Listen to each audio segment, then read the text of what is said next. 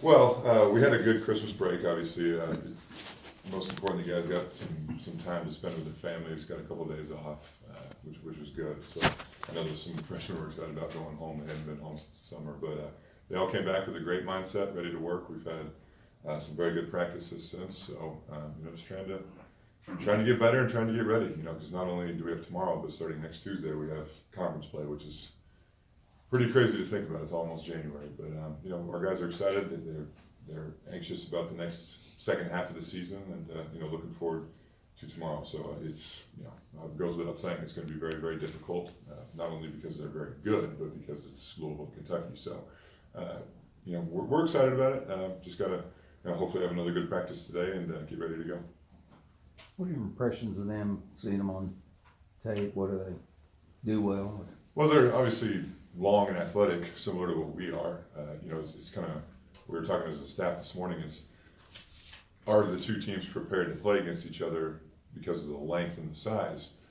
Maybe they are, because we play against each other in practice every day, but with the other team, when you play against each other, it's a little bit different. But the backboard obviously is going to be a major factor in the game. We have to do a good job of rebounding the ball, and I'm sure they're saying the same thing. So they're very talented, as they have been for a long time now.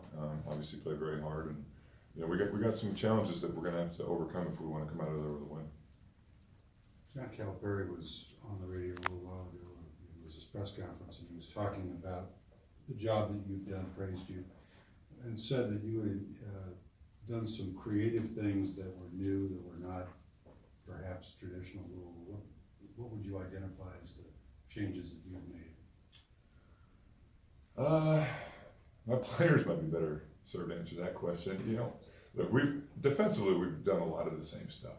It's been no secret. We've played man, we've played zone, we've pressed. That's not anything different than we've done as long the last 15, 16 years here. But offensively we've done a couple things differently. Added some new sets, doing a couple things differently with different guys. But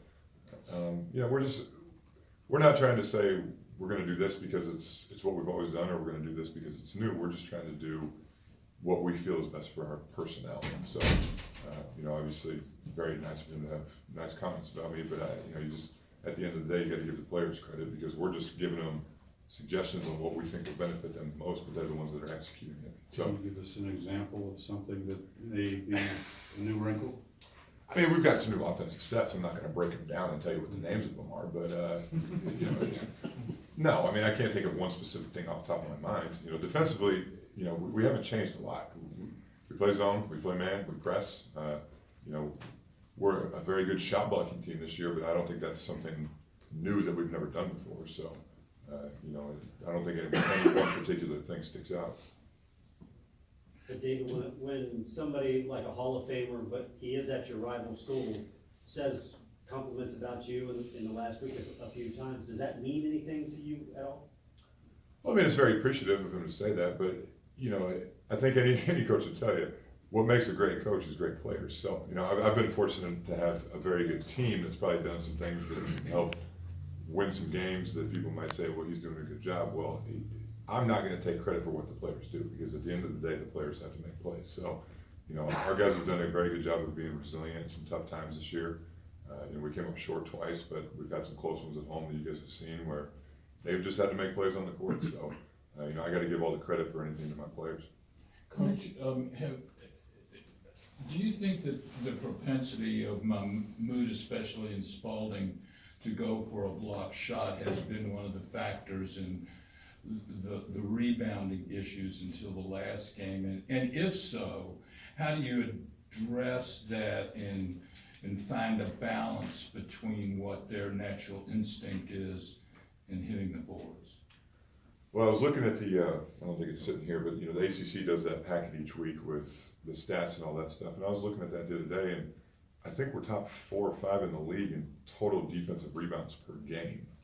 And so there's two sides to it. Good news is we're getting the other team to miss a lot of shots, but the bad news is we're just giving up a lot of offensive rebounds. So we just got to do a better job of limiting the other team's offensive rebounds. But that's just part of being a shot blocking team.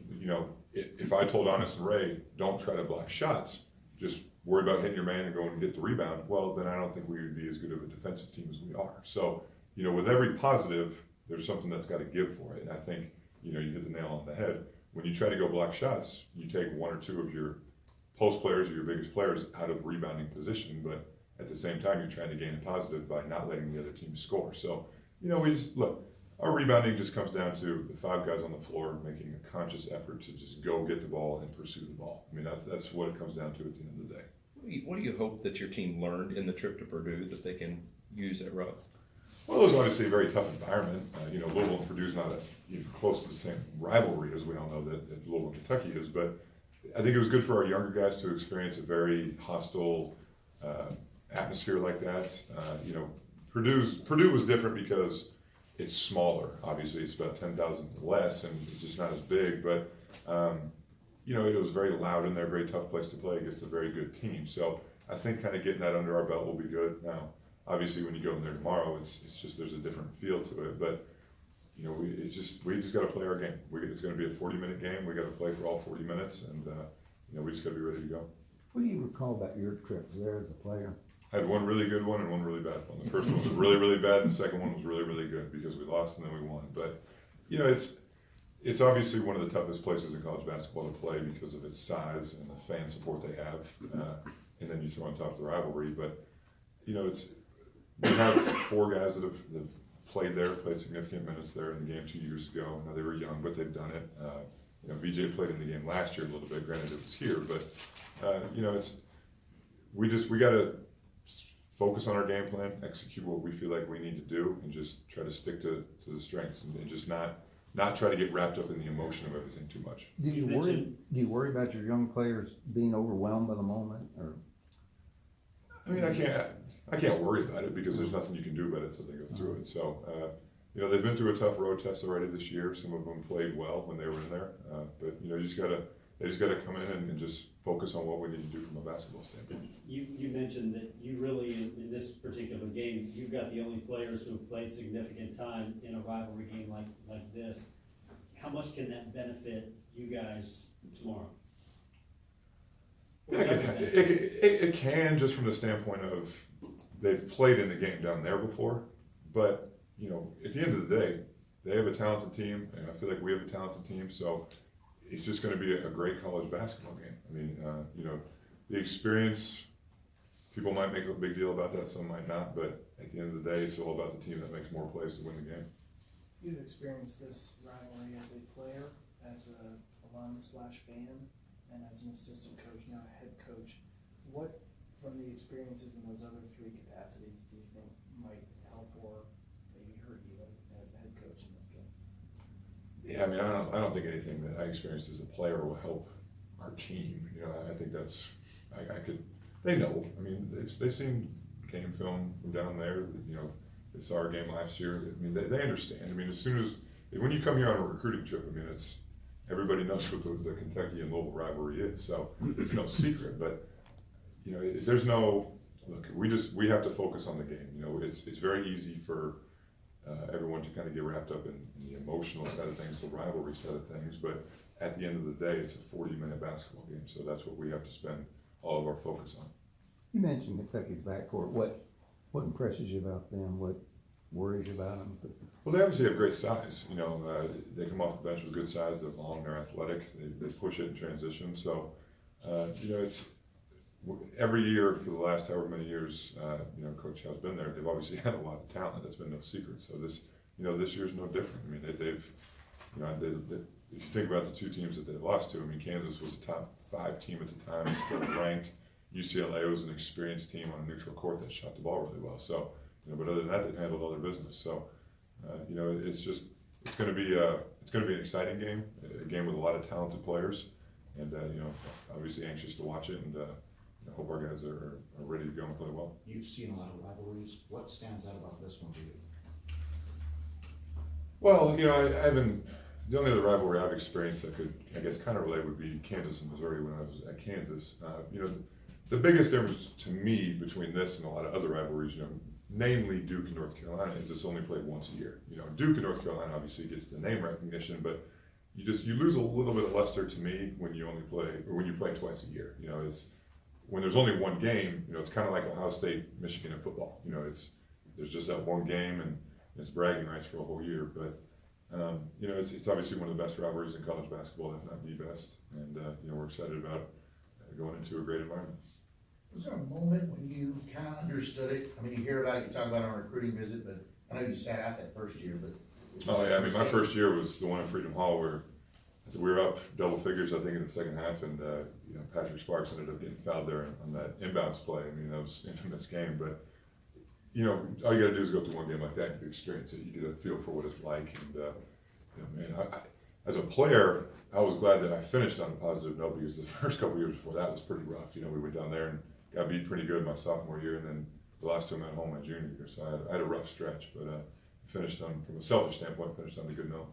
Do you think it meant more to Coach Pitino, this game? I mean, I don't know how it doesn't. I don't know what the numbers are, but starting with whatever year he got hired back in the early '90s to last year, he was a part of it on one side or the other almost every single year, except for the year he was in the pros. So, look, at the end of the day, it's all about, to me, it's all about the kids on the floor. It's not about David Padgett versus John Calipari. It's not about any of that. It's all about the guys on the floor, it's the players who are playing in the game, and it's about them and who's going to make the most plays to win the game. Do you think tomorrow's game could have an impact on your future here? I haven't even thought about that, to be honest. I want tomorrow's game is the biggest game for us because it's the next game. After tomorrow's over, the biggest game of the year will be Tuesday against Pitt. So that's the only way we're looking at it, whatsoever. Do you need to address that, David, with your players, because they hear about this game so much, and that's easy for you to say, but is it easy for you to convey to them and to them understand it's just the next game, or is that hard? They know that. That's the way we've taken every game. I said at my press conference after the Grand Canyon game last week, and I fully meant this, we hadn't spoken one word about the Kentucky game. We didn't even talk about it after that game because I hadn't looked at anything. I'm sure our assistants had, but we with the circumstances of this year, and I said it at my very first press conference, we're going to take this one day at a time. We can't look ahead. We can't look back. We just got to look at what's in front of us. Our concern right now, to whatever PM it is our practice here in the next 20 minutes. So, it's literally one day at a time, one practice, one game at a time. Other than Kentucky's youth, is there anything you would observe about this Kentucky team that might be different than the other Kentucky teams in the games that you've been experienced with? Yeah, I mean, it's different personnel, so it's going to be a different game. Last year, they obviously had, I think De'Aaron and Malik were top 10 draft picks, and I'm not saying they don't have some 2 top 10 draft picks this year, because they probably will. It seems like they have every year, but with changing personnel, just presents new challenges and things like that on each end of the court. So you just got to take it one year at a time. We can look at last year's film. It's from a strategic standpoint, but you can't pay any attention to the personnel because obviously they're completely different. But we are in a lot of regards too. Donovan's not here. Mango and Jalen aren't here, who played significant minutes in that game. So it's 2 different teams. It's same in certain areas, but it's 2 very different teams just because of the personnel so different on both sides. I think Ray, in 12 games, has had 2 fouls in the first half, I think 8 of them, 7 or 8 of them. How do you kind of unleash him, but still help him to make sure, he knows not to get 2 fouls, but how do you kind of help him get through that so he can stay on the floor? Well, I mean, you just have to trust the fact that he's a junior now. He's been through enough games to know when to pick and choose his spots. Stay solid but aggressive on defense. Don't gamble and put yourself in a position where you'll pick up a foul. But, to me, you never want to tell a guy to be smart and avoid foul trouble, because then they start thinking and they don't really play their game. So you just got to trust that his experience and being a junior and an upperclassman will help him hopefully stay out of those situations. Anything else? Knox in particular, how tough of a matchup is he, and what do you hope to do against somebody with that level of size and athleticism? Yeah, I mean, it's a matchup problem because he can score at all 3 levels. What I mean by that is 3-point line, mid-range, post up around the rim. So he obviously presents a big challenge. With his size too, being 6'8", 6'9", and can shoot over people. So we just got to be gotta be alert, but at the same time, you can't just focus on one guy, because they have other guys that can hurt you as well. So, you know, it's gonna be a total team effort on both ends of the floor. Thanks, Thank you. Dave.